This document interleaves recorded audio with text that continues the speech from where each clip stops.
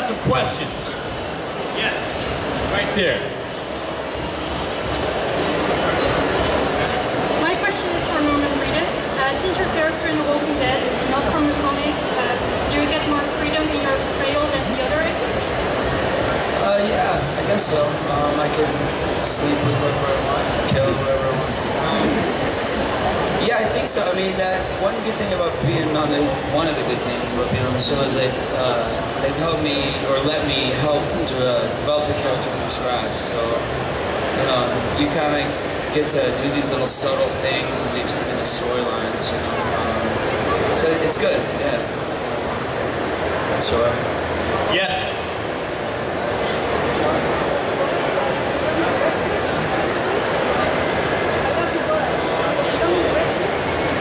Say it again. Because a buddy of mine is a producer and he asked me to do it, and I thought, hell yeah, let's do it.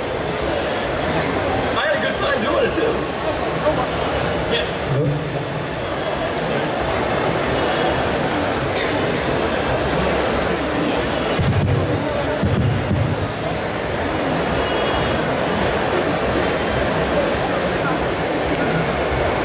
Yeah, the question is, did I have fun working on the Young Indiana Jones Chronicles and a favorite scene? There's so much stuff going on. I mean, obviously that was my first big gig. You know, if it wasn't for Young Indy, I wouldn't be here today. It opened every door that's open to me today. And probably the most memorable thing that happened is we were filming in the Congo. When I say the Congo, I mean the Congo. Landed in Nairobi, took 2 twin-otter aircrafts, about 3 hours out, did a low-altitude pass to make the gazelles get out of the way, landed. Took land cruises another 3 hours to the Tana River. Took canoes another 4 miles down the Tana River to where it intersected the Indian Ocean. And one of the most memorable things I've ever experienced in my life, we met some Masai Mara, some natives that had never seen white people, that didn't know what video was, and I remember I traded my Walkman, Walkman, and 2 cassettes, Jimi Hendrix Smashed Hits and Led Zeppelin Remastered. I traded them, my Walkman and 2 cassettes, and I remember the first time that I put the headphones on, this guy became my friend because we were playing hacky sack. Me and the Masai Mara were out there playing hacky sack and it was blowing their mind. We became really good friends, although we couldn't speak the same language. And I remember when I put the headphones on, the first thing he did, and I pushed play, this is exactly what he did. He went, oh, oh, oh. You could just see it was the most wonderful thing. And also when I videotaped the campfire, and I would play the videotape of the fire, he was like afraid to touch it. It's like, he didn't know if it was going to be hot. It was crazy. And in exchange, he gave me 5 Ethiopian crosses that I still have this day. But they melt them, they melt the silver, they bang them out, they design them themselves, so I left with that. To me, it was the best deal in the world. To him, it was the best deal in the world, getting like a Walkman and audio cassettes that I could replace, you know, easily. And I left with 2 Ethiopian crosses. So that was a mind-blowing experience. You know, I traveled the world, I saw things I'd never see again, so it's good. I've been told that if they keep the mic very close to your mouth, it should work wonders. It still doesn't work wonders. Who's next? This is a question for Norman. If there was an actual zombie outbreak, what would your strategy be and how long do you think it would last? I'd probably last a week. I would climb to the top floor of a really nice hotel, try to watch South Park and probably just cry until it's over.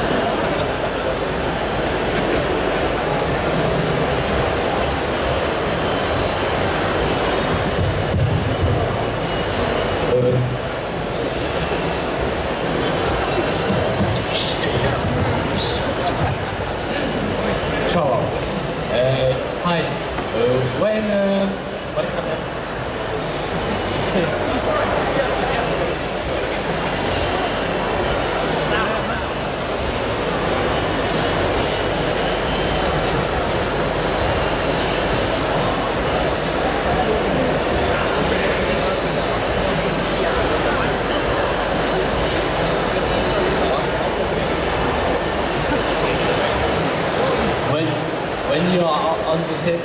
are you afraid about the other guys, zombies, and other monsters? Am I afraid of zombies and mustard? Is that what it was? I love mustard. No, I mean, you know, you'll go to the craft service table and there'll be a bunch of zombies drinking coffee and smoking cigarettes, bullshitting. But I don't know, the way that Greg Nicotero makes our zombies is he's really, really good at it. I mean, he's an Emmy award-winning special effects artist, but he makes them, you see the sad, sick, dying person behind the monster, you know what I mean? So those are scary, because I don't want to get old and die. But no, on set people just, you know, normal people just hang out. I think that was right. Was that the right question? Okay. I gotta admit, even for me, it must be weird being at lunchtime and seeing all the zombies with their makeup and everything, just eating macaroni and cheese like it's normal. Yeah, I know you have sisters. I'm not sure if you have brothers or sisters siblings, but what is it like playing twins? And I know how much fun you had and you say it was amazing that you wrestled and played. Did you have that rapport with each other offset as well? Yeah. I've known Reedus since before we even shot the first Moondog. So, I mean, we've been friends now for 15 years. You know, we've been, you know, I see him all the time. He's got this motorcycle in my garage. We know each other very well, you know. And so it does make it easier whenever you're playing that kind of relationship when you already have it, you know. But I've known him for eons. I got so much dirt on this guy.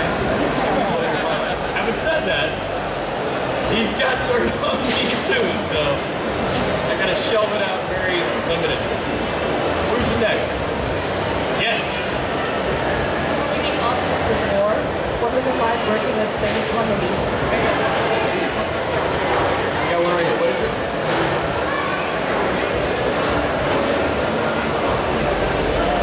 She asks, what character have you played where you feel the closest to the character?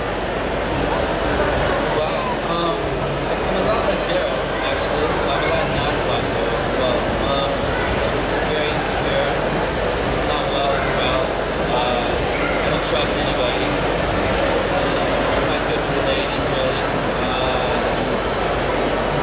You know, 6 Ways to Sunday. 6 Ways to Sunday a lot, like that character. I freak out. It's Murphy, I'm a lot like Murphy. And cause problems, you know. Travis, I did all the artwork in that video. Something like that. I think you bring a lot of yourself. If you do it correctly, you bring a lot of yourself, you know, in little ways to whatever you do. I think there's got to be a part of you that's in just about every character. You know, some more than others, but I think if you don't have carnal knowledge and that life experience, then it comes off really fake and authentic. So there's a part of every character, really. Very well. Now, I'm sorry, who? Yeah, the lady over here wanted to know what it was like to work with Billy Connolly. Killer.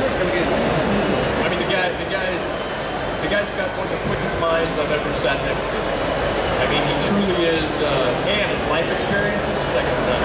This guy's got stories with David Bowie, Mick Jagger, and he tells the stories like I'm saying, yeah, so me and Norman were here. It's like, yeah. So he was having lunch with Margaret Thatcher, and she was telling me about this political, and you're like, and he's not kidding. He's dead serious. I mean, he's truly a gem. I think me and Reedus have both worked with people that we really don't want to work with again, and then there's people that like you'd go to their dinner anytime if it was a 5-hour drive. Billy's one of those cats. You know, he's just a really genuine cat. He had a friend of his that was doing an art show, and they were making communion wafers, you know, that thing, and he was making fake ones, and the name of the show was I Can't Believe It's Not Jesus. He's awesome. And the ladies love him. Freak out. Yes. obviously you've both been involved in shows in the past that were shot almost back to back or almost at the same time. Is it difficult to juggle your schedule and also still have a family life? Yeah, it's really hard. And you know, it's hard to have like girlfriends and stuff like that, because you're constantly rolling, you know. So there's that, and I have a son in New York, so I'm constantly flying back to see my son. Like we just had a Comic-Con in New York, and I had like 5,000 people sing happy birthday to him. It was his birthday. It was awesome. But yeah, he's real proud of me. I'm real proud of him, and we see each other as much as possible. But yeah, it's all that shit's really hard, to be honest. You know, I mean, there's really not a lot of room to complain when you have jobs like me and Reedus have, because, you know, I think we're very fortunate to do stupid things on camera and get paid for it. So there's not a lot of room to complain. But having said that, yeah, with such an erratic lifestyle, you know, you're flying to a different place. Sometimes your shooting schedule is all nights, and you're sleeping during the day. Sometimes your shooting schedule is all day, and you're sleeping during the nights. So it does make things a little difficult. Having said that, I certainly don't want to sound like I'm complaining, because I wouldn't trade it for the world. I absolutely wouldn't trade it for the world. As the public says, how was it to go back into the character after being away for 10 years while making the second movie?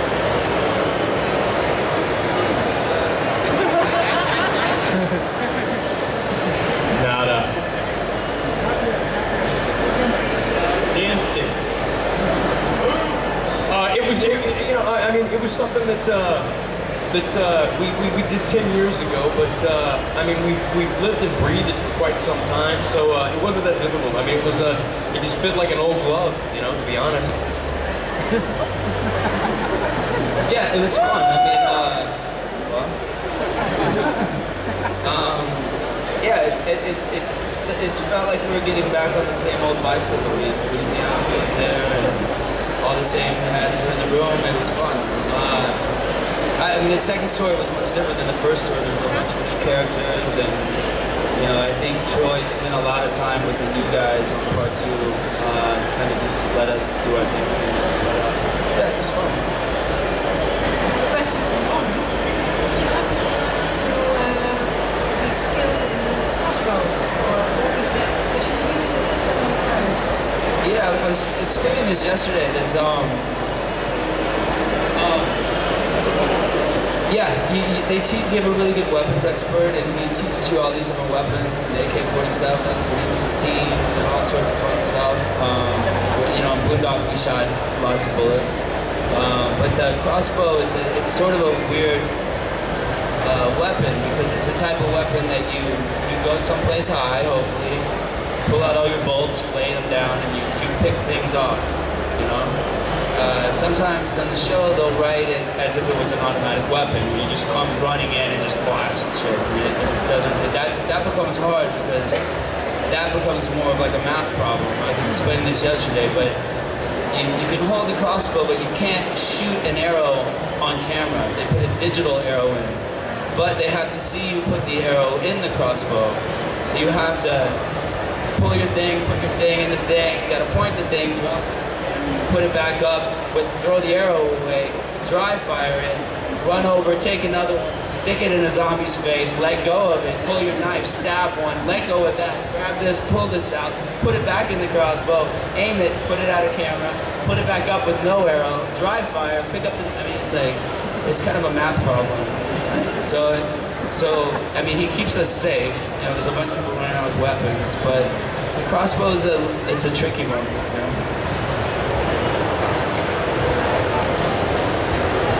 Yes. Is there a particular skill you want to learn for a new project?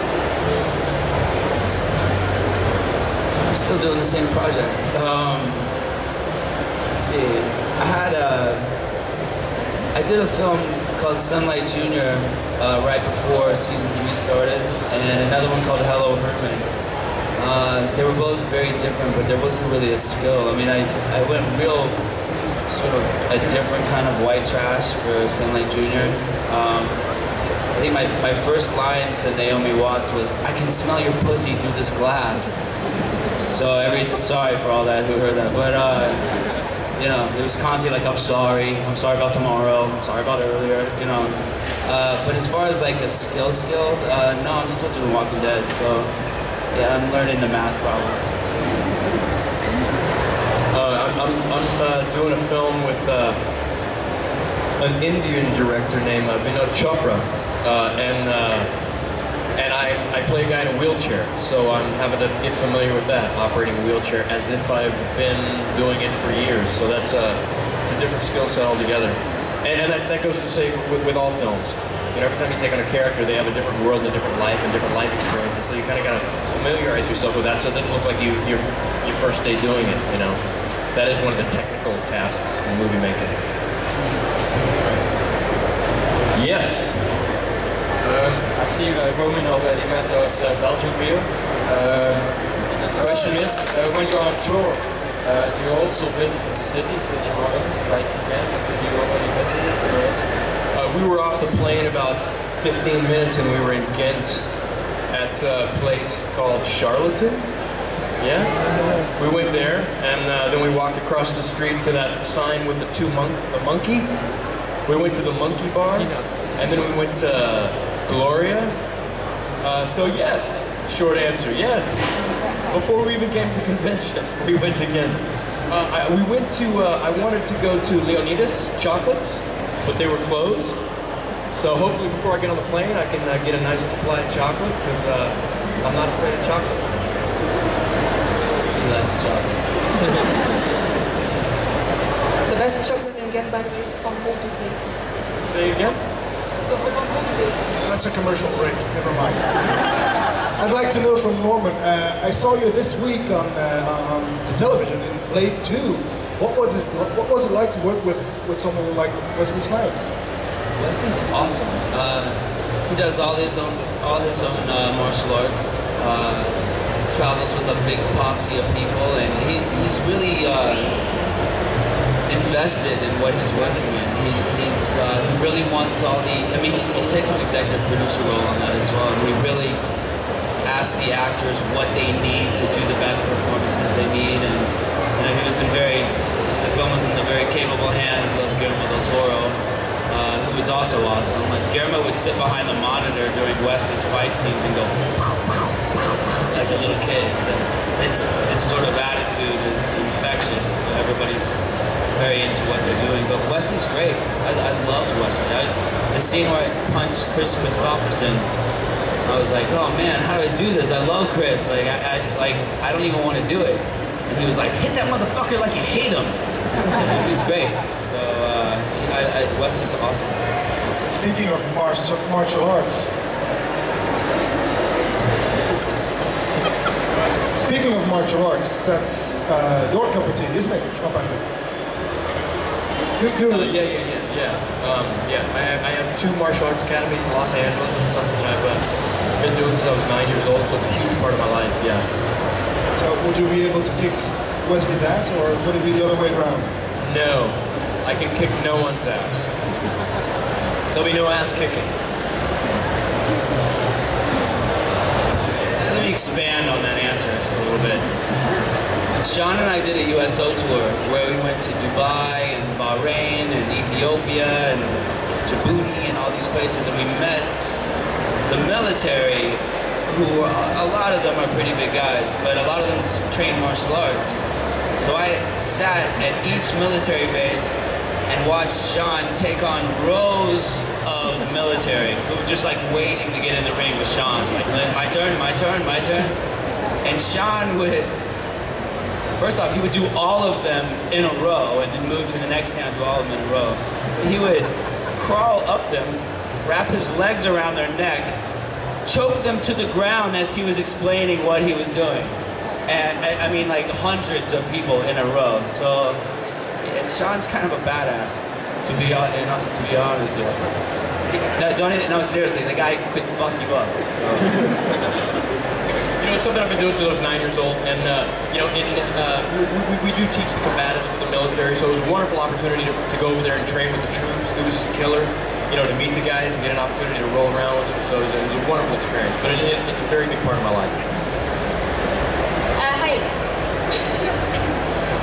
In your career, you've played a lot of characters, a lot of roles. But what is a role or character that you really would like to play? And if they offered it to you, you'd be like, yeah, I want that.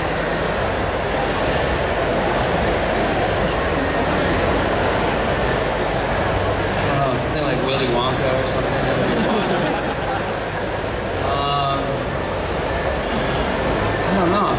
I don't know. I would say a Western, but I'm terrified of horses, so that wouldn't work. Maybe like... Yeah, I'm kind of a wuss. I don't know. I mean, playing bad guys are really fun, but I think I've killed somebody in everything I've ever done, you know? Maybe I'll play Jesus. Who knows? You know, I mean, bad guys are always more fun, believe it or not, than the good guys. But as to separate it from a character, it's not like some character like, do you want to play President or do you want to play Willy Wonka? It's about the writing. You know, it could be Willy Wonka, but it could be shit writing, so you don't want to play it. It's not about playing Batman. It's about playing Batman that's written amazingly.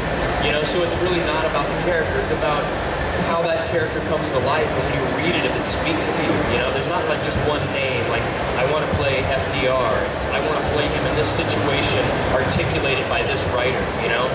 There's just so many variables that go into it that it makes it a complex answer. Who's next? Yes? Hello, questions? I'm sorry. What made you accept the role of Daryl, and also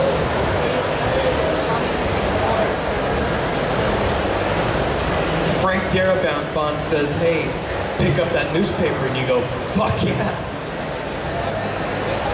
I didn't know the comics before, but there's this thing called pilot season, and it's in Los Angeles. I live in New York, but I flew to Los Angeles to do pilot season. It's where every Ponds actor on the planet goes and sees what good television is. But it was lawyer script, Dr. Buddy script, and then Walking Dead.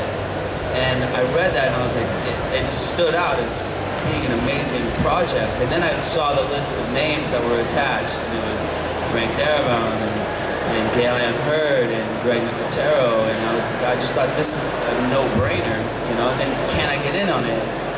And they had me come in and read Merle's lines, but I heard Merle was already cast. So I didn't quite know what I was doing, but I wasn't going to not do it. And then I came home, and by the time I got home, I heard Frank wanted to see me read something and saw me read Merle and wrote that part for me. So, of course, you know. Yeah, but I didn't know the comic book before. And I started reading the comic book after, but it's kind of its own animal right now, you know. Like, Andy Lincoln is Rick Grimes to me, and he's so good as Rick Grimes. And so I kind of don't want to know what's going to happen, you know, so I don't really read it. That's all right. Did I answer everything? I kind of went on a ramble. You know, there's so many amazing people. You know, Norman and I have had careers out of doing obscure movies that a lot of people don't get to see, you know? I mean, you guys know Boondock Saints, but we've done... I know he's done some films he's really proud of that you guys have never seen. I've done some films that I'm really proud of you guys have never seen. I've also done some films I hope you guys will never see. They're piles of shit. But, you know, I mean, when it's not like we don't have like huge names like Tom Cruise or whatnot. So like a guy like Frank Darabont, Nicotero, those guys, if they're doing something, holy shit, that's a big deal, you know? I mean, it's a huge deal. I remember when Norman told me, he goes, so I'm doing this one, I'm like, oh, brother, it's gonna be fucking huge, man. Hey, it's Walking Dead, it's a huge comic. And those guys involved, that's like a no-brainer. You know, that's like when Spielberg calls, you just say yes. You don't even ask to read the script. You go, what time do you want me to show up, you know? It's kind of like that. It's a great, great project to be a part of. Regardless of where you're at in your career, that's a huge deal. Walking Dead's a killer project. Boondock Saints 2, there's a nice line, ding dong motherfucker, ding dong. Did it really take a long time to go up with, or did you guys get a pitch in that? Actually, it was written, It was written as a couple things, and we bounced a couple things around. Yeah. There was a lot, on Boondock, there's a lot of stuff that's written on the day, you know? It was a whoop-ass fajita. It was whoop-ass fajita, and it was all kinds of things. That, like, some of them, I'm not kidding you, were so stupid. We just laughed because of the stupidity.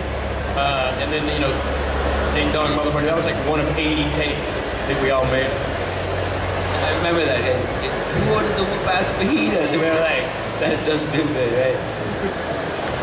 And then he had Cliffy do it like, and then Cliff was like, was that fucking stupid? Like, was that retarded? We're like, a little bit. Yeah. Fucking whoop-ass fajitas. A compound question. In Los Angeles, there's quite a lot of martial arts schools where stuntmen go or actors go in order to learn something about whatever fight scene they're involved in. When I have a workshop, for example, I know Cifolino Santo has his academy not too far. El Segundo. There you go. I've never been in a workshop where he actually took heed of any techniques you might be needing in film or on TV. So when you're practicing martial arts, or when you're maybe not practicing martial arts fully or full time, but you have to think about the fight scene, is it difficult to separate the techniques you have to use on television or in a film from the actual real techniques you would be using normally? And do you keep that in the back of your mind anyway? Yeah, I'll give you the short answer. Everything is different. What works in the real world has nothing to do with what you see on television. For example, if I wanted to punch Norman, it would be from this range, and it would go so quick and so close that you wouldn't see it. But on camera, you want to see somebody cock and make a big swing, and nothing you see on TV is how a fight happens. Fights last 4 seconds and they're over. There's no 50-second, a guy takes 86 punches to the face, no bruising, no. First of all, a lot of people think that you can just box with bare gloves. You'll break your fingers in your hand. It's just like hitting a concrete wall. How many times do you think you could slug a concrete wall without breaking your hand? Once. You can't really connect on the human face 50 times without shattering your hand. It just doesn't happen. So there's really nothing the same in a real world fight and what you see on TV. You have to telegraph everything. And part of martial arts on TV is not actually throwing a punch, it's knowing how to accept a punch. Like, it's not the magic of knowing how to throw it, but whenever I punch Norman, to make it believable, it's how he receives it. Boom! It goes back, and so it's a choreographed orchestration that has nothing to do with real-world fighting skill at all.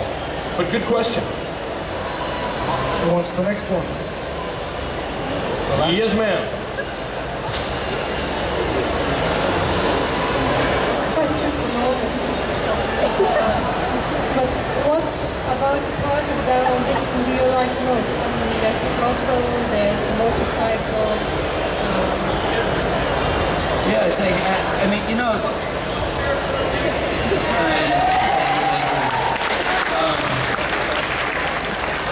I mean, you know, I have a lot of cool toys on this show. Those were all Frank's ideas, the crossbow and the wings on the vest and the bike and all.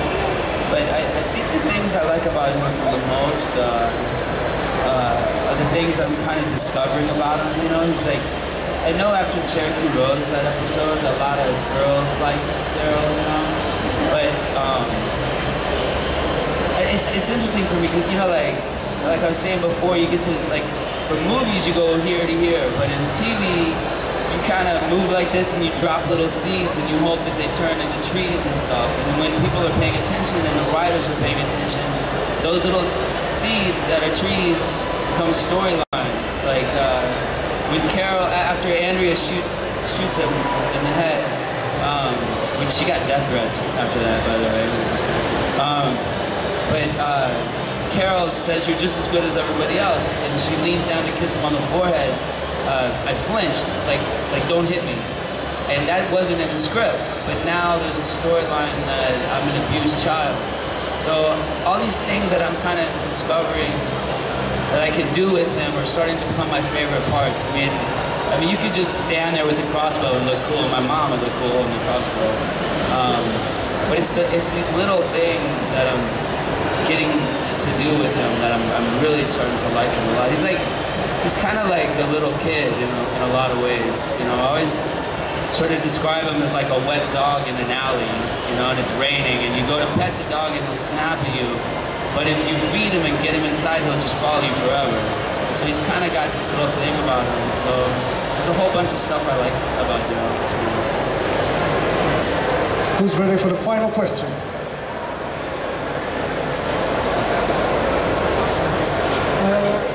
My question is for both of you. Would you like to direct something?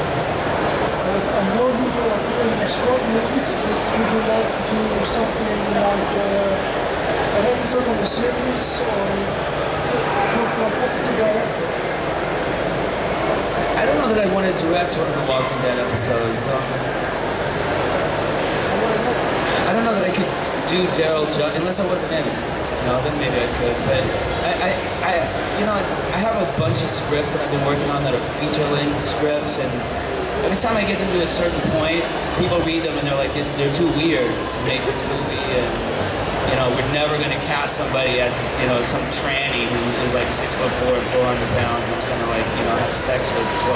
It's like, I like to do more artsy projects that don't really have to be sold to somebody, or somebody has to put all their money into it, and we have to sell it to different regions, and we have to take out the cuss words. Like, I'd rather direct things that are just more, you know, art pieces, basically. So I have this website called Big Bald Head, and I sell downloadable short films I wrote and directed and edited for just charity. Like, I never see $1 of any of that money. It just goes to various charities. So I like art projects. I've always done art projects, and then this seems more like a fun job. But the other stuff, like, you know, I made a life-size sculpture out of myself out of 8-pound polyurethane foam and filled it full of rats in a big plexiglass box. I like doing shit like that in my downtime. You know? I didn't even answer a fucking question. Yeah, you know, I got a couple of projects. One project, one's called Sunshine Superman. That I've actually set it up a number of times. I've sold the project a number of times, but that's how Hollywood is. Now I have the rights back, so I'm trying to get off the ground. But it looks like I have another project that I'm going to get off the ground even sooner than that. It's called the Untitled Mickey Kelly Project, and it's something I've been developing for a couple of years, and it's just now reached fruition. So that's in the future. And thanks very much, guys, for showing up. It's truly an honor to have, you know, a few hundred people gather around just to ask you questions about your career. Certainly, you guys wouldn't do this if we were digging ditches. So we do know how lucky we are, you know, to have jobs like this. And thank you guys for being fans of the stupid things that we do. We love it. We appreciate you guys. So God bless you guys. Thanks for everything. A Kingdom Saints!